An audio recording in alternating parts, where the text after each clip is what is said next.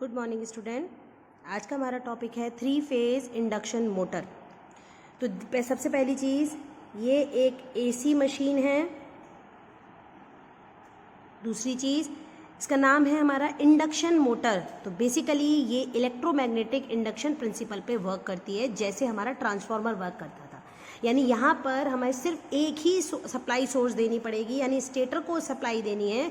Rotor stator की ही वजह से रोटेट करेगा, यानी वहाँ पर म्यूचुअल इंड्यूस्ड ईएमएफ जनरेट होगा। यानी हम स्टेटर को सप्लाई देंगे, रोटर पर ईएमएफ ऑटोमेटिकली इंड्यूस होगा। दैट्स वाई इस मोटर का नाम रखा गया 3 फेज इंडक्शन मोटर। तो हम इसकी अगर वर्किंग को पढ़ते हैं, सबसे पहले आती है हमारी वर्किंग। तो जब हम वर्किंग की बात करते हैं, हम एक छोटा सा सिंपल सा डायग्राम बनाते हैं। For example RYB, this is a stator and this circle represent to the rotor. और ये जो आपको ब्लैंक स्पेस दिखाई दे रहा है, this is a air gap. Stator और रोटर के बीच में जो एयर गैप बना होता है वो एयर गैप है। तो अगर हम इसकी वर्किंग को देखें, सबसे पहले हमने क्या किया, हमने 3 फेज AC सप्लाई प्रोवाइड कराई, सप्लाई टू स्टेटर। हमने स्टेटर को एक 3 फेज सप्लाई प्रोवाइड कराई। जैसे हम उसको 3 फेज सप्लाई प्रोवाइड कराएंगे, 3 फेज AC करंट जनरेट हो जाती है हमारी इन स्टेटर कंडक्टर्स। यानी हमारे स्टेटर कंडक्टर्स में, यानी जो भी यहाँ पर कंडक्टर्स लगे हुए हैं, उनमें एक AC करंट प्रोड्यूस होना शुरू हो जाती है। और ये AC करंट एयर गैप में क्या प्रोड्यूस करती है, फ्लक्स प्रोड्यूस कराती है। यानी इस एयर गैप में एक रोटेटिंग मैग्नेटिक फ्लक्स प्रोवाइड होता है हमारा, यानी एक flux induced in air gap. जो फ्लक्स है हमारा वो एयर गैप में इंड्यूस जाता है, बिकॉज ये फ्लक्स अपनी वैल्यू को लगातार चेंज कर रहा है। इसीलिए इस फ्लक्स का नाम रखा गया रोटेटिंग मैग्नेटिक फ्लक्स। यानी ये फ्लक्स लगातार अपनी वैल्यू को चेंज कर रहा है, R से Y एंड Y से B। और ये क्योंकि लगातार रोटेट कर रहा है, ये जिस स्पीड पे रोटेट करता है उस स्पीड का नाम रखा गया सिंक्रोनस स्पीड। ये एक सिंक्रोनस स्पीड पे, जो कि एक कांस्टेंट स्पीड होती है हमारी। कांस्टेंट क्यों है, क्योंकि frequency constant, pole constant. P is a pole and F is a frequency. तो यानी हमने अब तक क्या डिस्कस किया कि जैसे ही हमने अपने स्टेटर को 3 फेज AC सप्लाई प्रोवाइड कराई, एक 3 फेज AC करंट जनरेट होती है स्टेटर कंडक्टर्स में, और वो क्या करती है, एयर गैप में फ्लक्स को इंड्यूस करा देती है, जो कि एक रोटेटिक मैग्नेटिक फ्लक्स है, जो किस स्पीड पे रोटेट कर रहा है, 1 ns यानी सिंक्रोनस स्पीड पे 120 F/P। नाउ फ्लक्स हमारा जनरेट हो गया। अभी रोटर जो है हमारा, ये रोटर हमारा स्टेशनरी वाइंडिंग है, यानी rotor is still stationary. Rotor हमारा स्टेशनरी वाइंडिंग में है, रोटर की वाइंडिंग स्टेशनरी है, कोई लोड नहीं है। तो ये स्टेशनरी वाइंडिंग क्या करेंगी हमारी, ये स्टेशनरी वाइंडिंग फ्लक्स को कट करेंगी और EMF को इंड्यूस कराएंगी। यानी रोटर की वाइंडिंग ने फ्लक्स को कट किया, जो भी रोटेटिंग मैग्नेटिक फ्लक्स यहाँ जनरेट हो रहा है उस फ्लक्स को कट किया, और फ्लक्स को कट करते ही वहाँ पर एक EMF इंड्यूस हो गया। यानी EMF इंड्यूस होते ही ये हमारी रोटर में करंट फ्लो कराना शुरू कर देगा। रोटर वाइंडिंग में करंट जनरेट हो गया हमारा। रोटर वाइंडिंग में जैसे ही करंट जनरेट होगा, यानी रोटर में क्या होगा, एक एक्सेलरेशन यानी फोर्स प्रोड्यूस होगा, और ये फोर्स एक्सेलरेट करेगा हमारे रोटर को रोटेट कराने के लिए। यानी हमारा रोटर रोटेट होना स्टार्ट हो गया। यानी अब तक क्या हुआ, हमने सबसे पहले 3 फेज AC सप्लाई प्रोवाइड कराई अपने स्टेटर को, जिसकी वजह से 3 फेज AC करंट जनरेट हुआ, उसकी वजह से रोटेटिंग मैग्नेटिक फ्लक्स जनरेट हुआ, जो कि एक प्रॉपर स्पीड पे रोटेट कर रहा है। रोटर की वाइंडिंग अभी स्टेशनरी है, तो उसने फ्लक्स को कट किया, EMF को इंड्यूस किया। वो EMF ने रोटर वाइंडिंग में एक करंट प्रोड्यूस किया, जिसकी वजह से वहाँ फोर्स प्रोड्यूस हुआ, और फोर्स की वजह से रोटर ने रोटेट करना स्टार्ट कर दिया। यानी रोटर हमारा रोटेशन में आ गया। जैसे ही रोटर रोटेट होने लगेगा, वो रोटेटिंग रोटर क्या करेगा हमारा, अभी rotor speed and RMF speed both are same, यानी रोटर किस स्पीड पे रोटेट कर रहा है, जिस स्पीड पे हमारा आरएमएफ घूम रहा था, यानी एनएस, यानी दोनों की स्पीड हमारी सेम है। और ये सारी कंडीशन कब है, जब लोड नहीं है। लेकिन जैसे ही हमने मशीन को लोडेड किया, व्हेन मोटर इज लोडेड, जैसे हमने मोटर को लोड किया, लोडेड होते ही रोटर स्पीड जो है वो डिक्रीज हो जाएगी, वो गिरने लगेगी। यानी अब रोटर की स्पीड और आरएमएफ की स्पीड में डिफरेंस आ गया। That difference is known as slip. इस डिफरेंस को क्या कहा जाता है, स्लिप। यानी रोटर में जितनी भी चीजें जनरेट होंगी, स्लिप हमेशा जनरेट होगी, बिकॉज बिना लोडेड मोटर हम वर्क नहीं करते हैं। हमारी मोटर पे लोडेड हमेशा रहेगी वो, जिसकी वजह से रोटर स्पीड और आरएमएफ स्पीड में हमेशा डिफरेंस रहेगा, और that difference is known as slip. तो स्लिप हुआ हमारा ns minus n upon ns into 100। This is a formula of slip.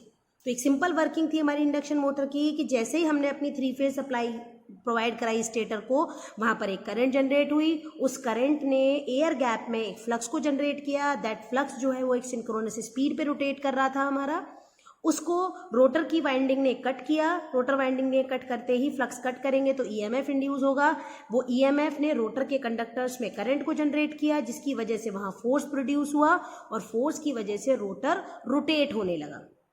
Eight that time rotor speed and RMF speed दोनों की स्पीड सेम थी, बिकॉज हम no load पे काम कर रहे थे। लेकिन जैसे हमने रोटर को लोडेड किया, रोटर को लोड डाला, रोटर की स्पीड डिक्रीज होने लगी, और रोटर की स्पीड डिक्रीज हो गई, दैट मीन दोनों स्पीड में डिफरेंस आ गया, और that difference is known as slip, जिसे हम स्लिप कहते हैं। तो स्लिप का फॉर्मूला बनता है हमारा ns minus n upon ns into 100। This is a slip. तो इसमें अब हमारा नेक्स्ट टॉपिक आता है बेटा। Next topic is the most important topic, जो एग्जाम में हमेशा पूछा जाता है, टॉर्क स्लिप कैरेक्टरिस्टिक। मैंने यहाँ ड्रॉ करके रखी हुई है, एक एक कैरेक्टरिस्टिक को हम यहाँ पर एक्सप्लेन करेंगे, जिससे आपकी समझ में आ जाए। This is forward motoring region. तो जब हम यहाँ पर टॉर्क स्लिप कैरेक्टरिस्टिक की बात कर रहे हैं, तो सबसे पहले हम यहाँ पर देखेंगे कि what is the formula of torque, जिसके पर हमें स्लिप की कैरेक्टरिस्टिक को ड्रॉ करना है। तो सबसे पहले हम यहाँ पर देखते हैं कि टॉर्क स्लिप कैरेक्टरिस्टिक्स जो है हमारी बेटा, वो बेसिकली 3 रीजन में डिवाइडेड होती हैं। The first region is forward motoring region, the second is generating reason, and the third one is plugging reason। ये तीनों रीजन क्रिएट करने का बेसिकली जो पर्पस है, ये तीनों रीजन क्रिएट हो रहे हैं due to variation in slip. Slip की वेरिएशन में, स्पीड की वेरिएशंस की वजह से ये तीनों रीजन क्रिएट हो रहे हैं। तो एक एक करके ये तीनों रीजन्स को डिस्कस करेंगे। तो सबसे पहला रीजन आता है हमारा फॉरवर्ड मोटरिंग रीजन।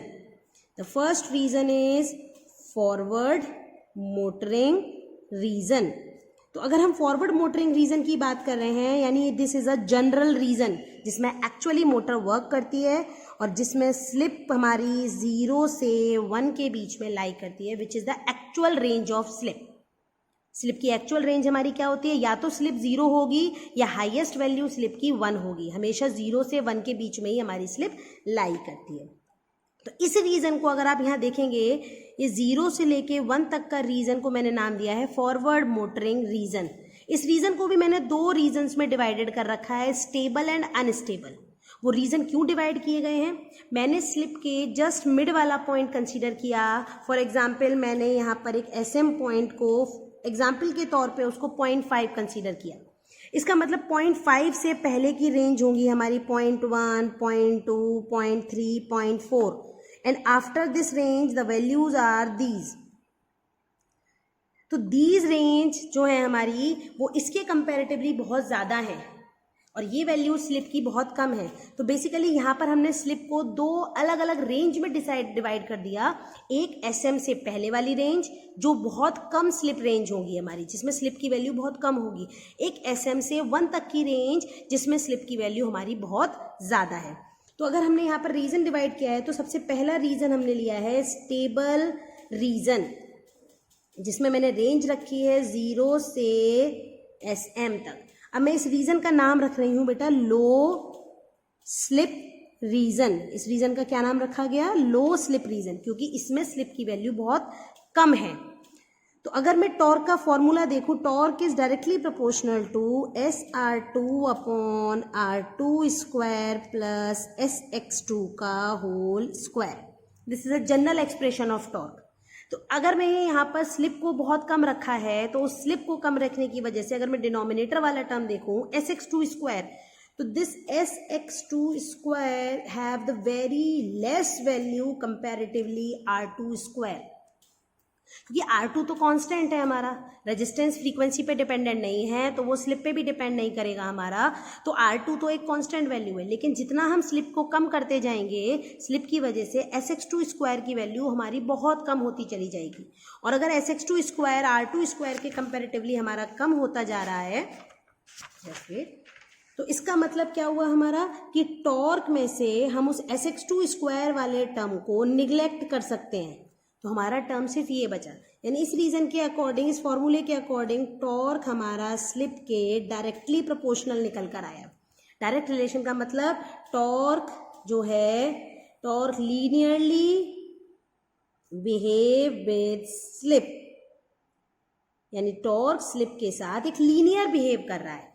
तभी कैरेक्टरिस्टिक अगर आप देखेंगे, उस कैरेक्टरिस्टिक्स में स्लिप बढ़ रहा है, टॉर्क उसके साथ लीनियर बिहेव कर रहा है हमारा, यानी इंक्रीज कर रहा है। इसीलिए इस रीजन का नाम रखा गया बेटा स्टेबल रीजन। नाउ अब हम दूसरा रीजन यहाँ पे डिस्कस करते हैं। The region name is unstable region. जब हमने अनस्टेबल रीजन की बात करी यहाँ पर, तो अनस्टेबल रीजन में मैंने स्लिप की रेंज को कहाँ से कहाँ तक रखा? SM से 1 तक, विच इज़ वेरी हाई। तो सबसे पहले इस रीजन का नाम रखा गया हाई स्लिप रीजन। इस रीजन का नाम रखा गया हाई स्लिप रीजन। अब ये क्योंकि हाई स्लिप रीजन है, तो टॉर्क का फॉर्मूला तो हमारा एज इट इज था R2 स्क्वायर प्लस SX2 का स्क्वायर।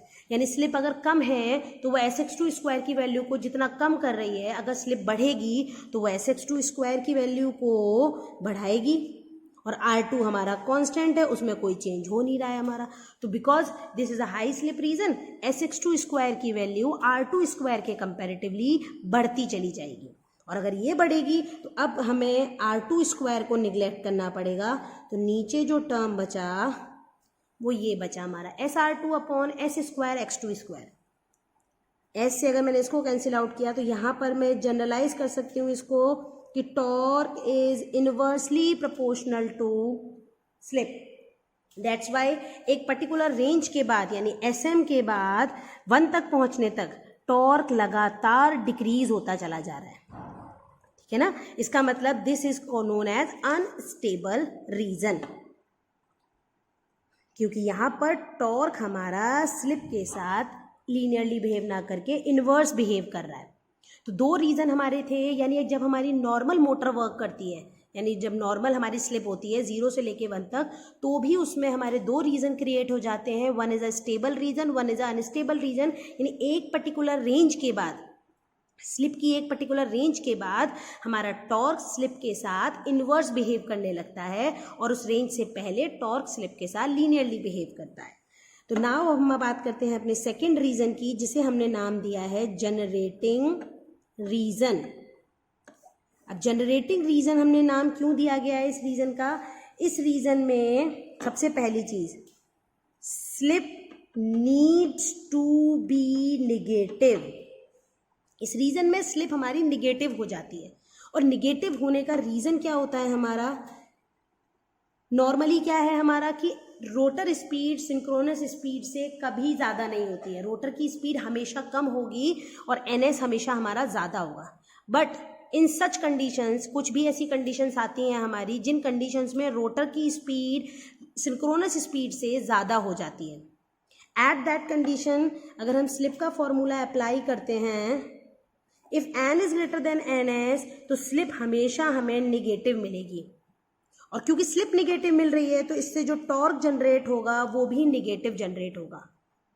तो जब ये निगेटिव जनरेट होगा यानी हमारी मशीन जो है, जो मैकेनिकल पावर उसे आउटपुट में जनरेट हो रही थी, वो मैकेनिकल पावर अब रिवर्ट बैक यानी रिटर्न सप्लाई की तरफ जाना शुरू हो जाएगी, यानी मशीन हमारा उल्टा बिहेव करना स्टार्ट कर देगी। यानी जो मोटर थी हमारी, जिसमें इलेक्ट्रिकल इनपुट और मैकेनिकल आउटपुट मिल रहा था, इस रीज़न की वजह से ड्यू टू निगेटिव टॉर्क वो पावर जो है हमारी वो रिवर्ट बैक होना शुरू हो जाएगी, यानी पावर हमारी एसी सोर्स पर वापस जानी शुरू हो जाएगी।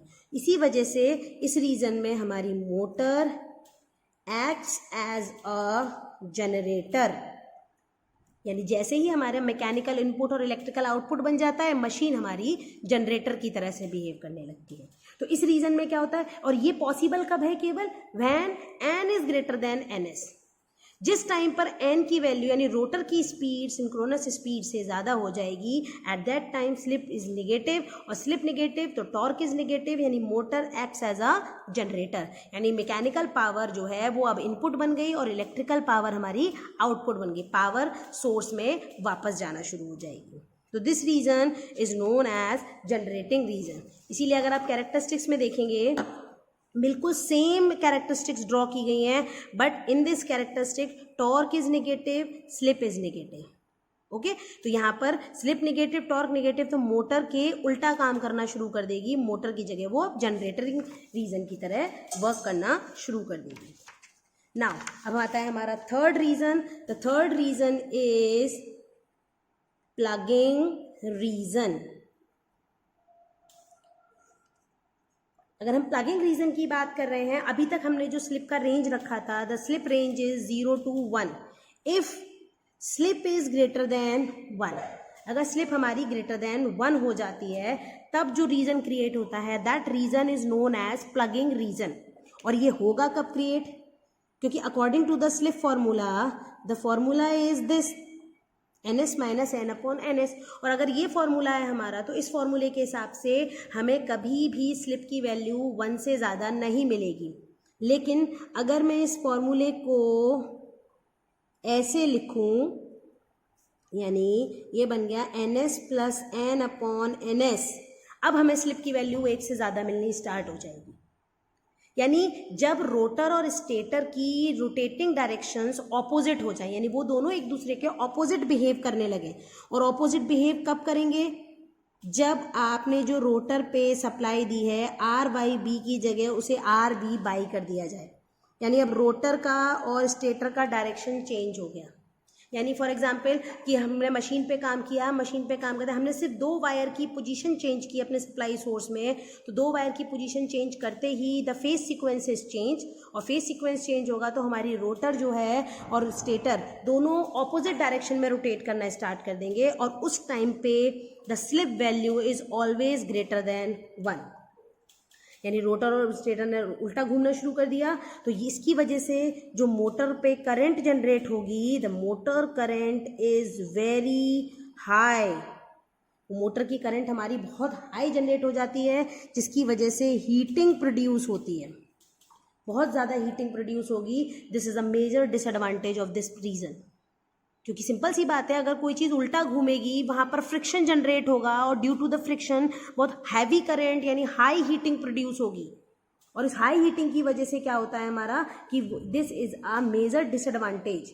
लेकिन ये जो हाई हीटिंग प्रोड्यूस होती है, जो हाई करंट प्रोड्यूस होता है, इसकी वजह से एक ब्रेकिंग टॉर्क प्रोड्यूस हो जाता है हमारी मोटर में। यानी आपकी मशीन क्या है, उसमें एक काउंटर बैक टॉर्क प्रोड्यूस हो जाता है, जिसे हम ब्रेकिंग टॉर्क कहते हैं, जिसकी वजह से आपकी मोटर स्टॉप हो जाती है, यानी आपकी मोटर चलते चलते रुक जाती है। तो this is a basically a advantage, एक ब्रेक डाउन टॉर्क की, जिसे हम इसे आप नाम देते हैं ब्रेक डाउन टॉर्क। ये जो हीटिंग प्रोड्यूस होती है, हाई करंट प्रोड्यूस होता है, इसकी वजह से आपकी मोटर में एक ब्रेकिंग टॉर्क प्रोड्यूस होता है और आपकी मशीन स्टॉप हो जाती है, काम करना बंद कर देती है।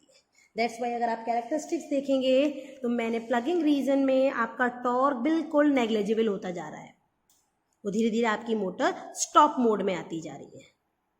ओके, तो these are the torque slip characteristics of the induction motor, जो बेसिकली 3 रीजन में वर्क करती हैं. Forward motoring region which is the actual region of the motor, second one is a generating region which is opposite to the motor region, and third one is a plugging region. तीनों region में the slip value is, in the forward motoring region the slip value is 0 to 1. In the generating region, slip needs to be negative, and in the plugging region, the slip is greater than 1. ये 3 characteristics हैं, हमारे 3 regions होते हैं जिन पे हमारा torque slip characteristics draw किया जाता है. Thank you for watching this video. I hope आपको समझ में आ गया होगा कि टॉर्क स्लिप कैरेक्टरिस्टिक कैसे वर्क करती हैं. Thank you.